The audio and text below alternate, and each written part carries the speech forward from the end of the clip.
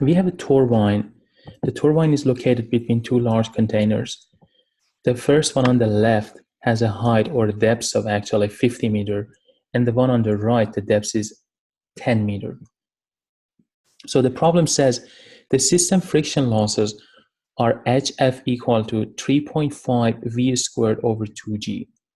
So here HF does not have a value, it's actually given as a function of velocity. And this velocity is velocity through this supply pipe where we have the turbine. The problem is asking about the river flow rate, which could be in terms of mass flow rate, m dot, or let's say volumetric flow rate, which we showed using Q. So we are after the volumetric flow rate, for example, which gives us a power of 25 megawatt generated at the turbine. So at what river flow rate, the power generated by the turbine will be 25 megawatt. This is what we are after. So the first thing that I know is that the HF, or the friction losses, are given as a function of velocity, and that function is 3.5 multiplied by velocity squared over 2g. So that's HF. Because I'm after Q, I'm after actually flow rate, not after velocity. I write this equation in terms of Q by converting V to flow rate, by converting velocity to flow rate. Because we know that volumetric flow rate is defined as velocity multiplied by area. So from here I can say V velocity is volumetric flow rate, which is Q, and this is actually the parameter that we are after, divided by area. And I can calculate this area because I have the diameter of the supply pipe, which is 4 meters. So I can say this velocity is defined as Q, which is volumetric flow rate, divided by pi over 4 times 4 squared. Or we can say from here, if we substitute this into this function, which is given for HF, for friction loss, we can say HF is defined as 3.5 times, instead of velocity squared, we can use this term, which is Q, volumetric flow rate, divided by this area. So I have Q divided by pi over 4 times 4 squared, and then squared. And then this is divided by 2g, or 2 times 9.8. So from here I can say this HF is equal to, if you simplify this equation, we can say HF is equal to 1.1308 times 10 to the minus 3, and then we have Q squared. So all I did here was writing this given function for friction loss in terms of Q instead of the given velocity. This is step 1. So that's step 1. At step 2,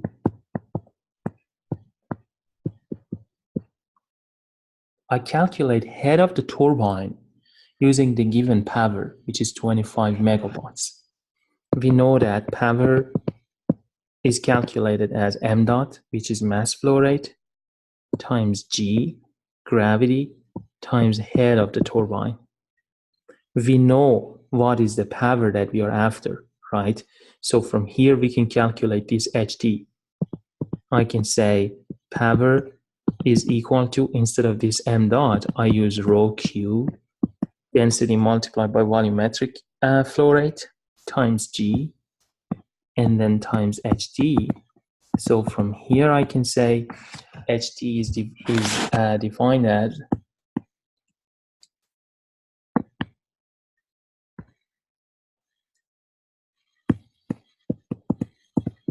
P power, which is 25 megawatts, or 25 times 10 to the power of 6. Then this is divided by rho. The fluid is water, so rho is 1,000 times Q. We don't know what Q is. Q is the parameter that we are after, multiplied by G, which is 9.8.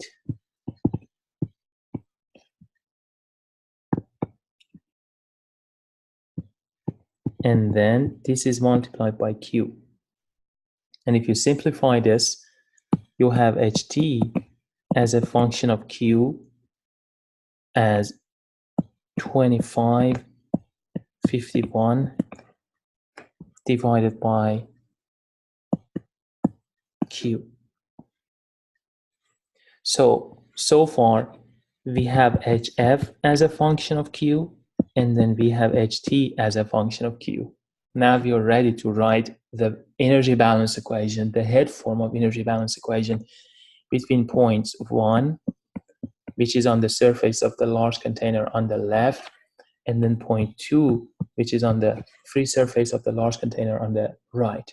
The reason that I'm taking these 2 points and I'm writing the energy balance equation between point 1 and point 2 over the free surface of these 2 large containers is that we know pressure at point 1 is equal to pressure at point 2 is equal to atmospheric pressure, because both of them are in touch with the atmosphere. That makes it easy for us.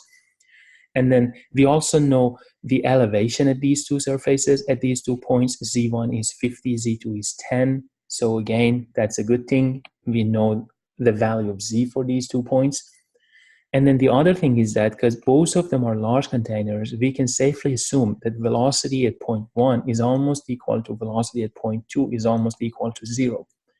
And this also makes it easier for us to simplify the energy balance equation between points 1 and 2. So that's step 3, writing the energy balance equation between points 1 and 2. So step 3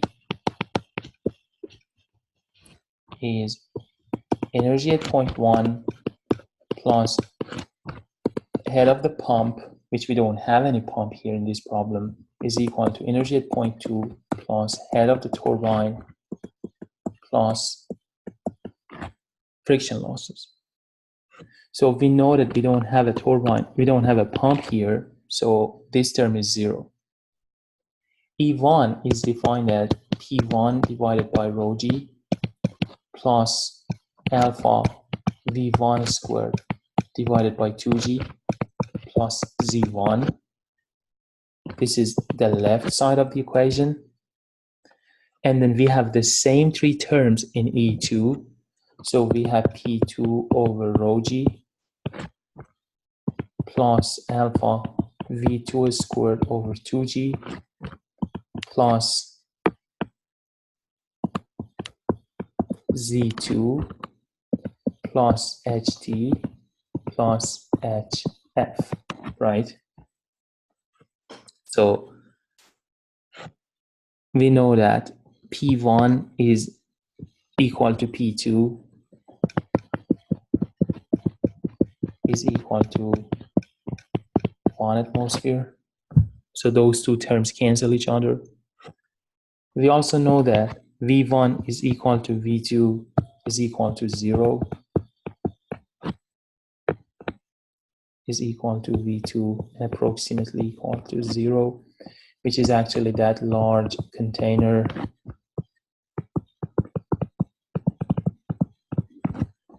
assumption.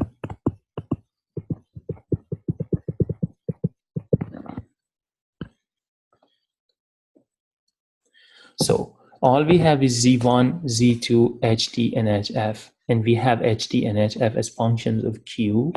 We have the value of Z1 and the value of Z2. So Z1 is 50 and Z2 is 10.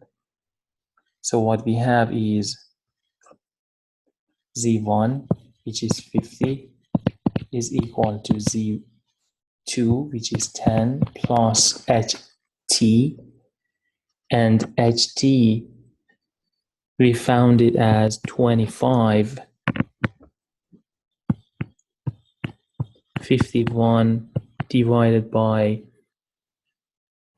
volumetric flow rate plus HF, which we found it as 1.0 1308 Q squared.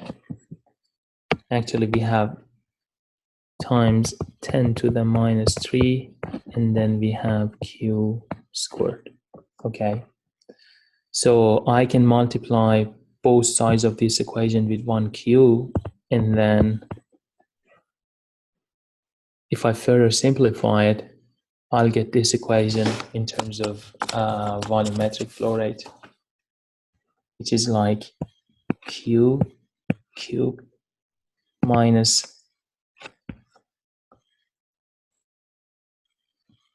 373 Q plus 2.255 times 10 to the 6 equals to 0. So this is the equation that we have for volumetric flow rate. And if you solve this equation, you will have 3 values for volumetric flow rate. So here are those values. So Q is either equal to 76.5 meter cubed per second. So obviously, because this equation is a third-degree equation, so we have 3 answers for the equation. Or it is 137.9 meter cubed per second. Or the third solution to that equation is negative, which is minus 214.4 meter cubed per second. So obviously this last one cannot be the solution because it's negative, right? We know that volumetric flow rate cannot be negative. It's always a positive parameter. So we have 2 solutions, actually 2 valid solutions for volumetric flow rate, and both of them would cause a power production of 25 megawatts in the turbine. The question is also asking which of these 2 solutions is a better solution. Obviously this one, the first one, is a better solution because we can get the same power production at the turbine with a lower flow rate, which means when we have a lower flow rate, that means we have this large container here, and then the large container on the left is going to last longer because we are draining this large container at a lower rate, and we are producing the same amount of power which we could get if we had actually a flow rate of 137.9 meter cube per second. So obviously that one is better. And then because it's going to last longer. And then the other reason that I can give here is that when, let's say, the turbine is working at a lower flow rate, that means the turbine is under less pressure. So probably that turbine is going to actually last for a longer time. If you put a lot of pressure on the turbine, then actually the maintenance costs actually goes up for that turbine. So for those reasons, we prefer, if we can get, let's say, the same amount of power production at a lower flow rate, obviously we prefer that lower flow rate, which is 76.5 here. So in reality, it's like this. For example, somebody is operating this turbine and they are told that they need a flow rate of, they need to produce a power of 25 megawatts. So they have to decide that what should be the flow rate through the supply pipe to get that power. And here's a calculation. So they come up with these 2 solutions, either 76.5 or 137.9. And then obviously they're going to set the gates within that supply pipe to get the first value, that lower value, 76.5, as the volumetric flow rate to produce 25 megawatts.